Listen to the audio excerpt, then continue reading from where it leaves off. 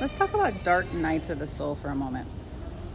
I don't hear enough people talking about those. And they're hard. They're really, really hard. Those are the moments where we question reality. And a lot of times there are those moments where those are people like potentially want to take their lives. I've been through about 3 specific ones in the last several years. And the first one was after I left my ex-husband, who is a narcissist. And he, when you stand up to a narcissist, and we were together for 16 years total. I left him after 15 because of domestic violence. But when I left, he went around telling lies, and he went around spreading a bunch of rumors about me. And I had served in the church for 20 plus years. And so I was still one of those people, because I was codependent and, a people pleaser, where I was still seeking that external validation. That's one of the things that needed to collapse in my life. And so with that being said, all these people that I had been surrounded by for years and years and years, like, nobody was talking to me. Nobody was asking my side of the story. And it was heartbreaking for me, and I was like, oh my gosh, like, what do I do? You can't go around and convince everybody of your innocence, or you can't go around just telling everybody your side of the story. Like, if people truly care about you, they're going to come and ask. And it took me a hot minute to get to that point where I finally was just like, fuck it. Oh well. So I had a lot of people fall out of my life during that time. A second one was a little over a year ago, where possessions that I had accumulated over a 20-year period, I had lost them all. And it was because of just a nasty person.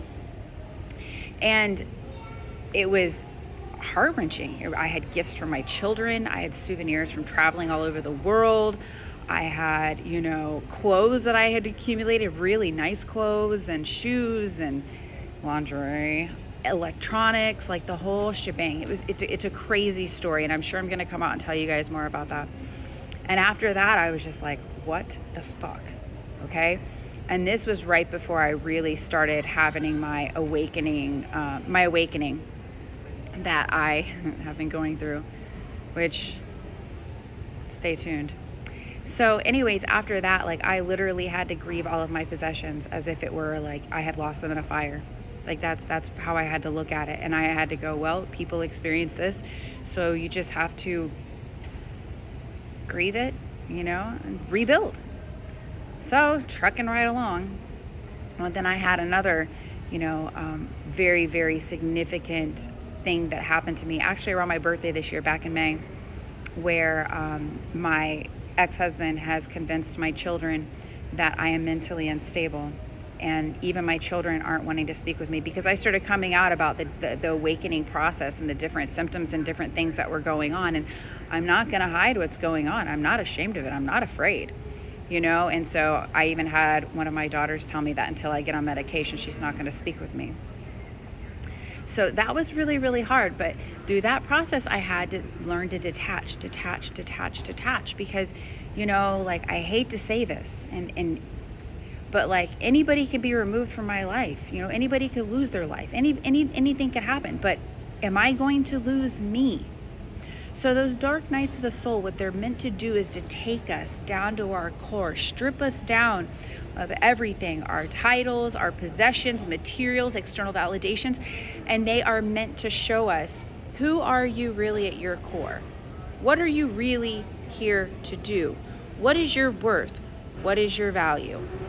And that right there, my friends, is what the dark night of the soul is there for. I hope this is helpful. Please give me a like. Please give me a share. I'm building my TikTok platform here, and I would love and appreciate all the support. And trust me, I'll be giving it right back to you. Mwah. Love you guys.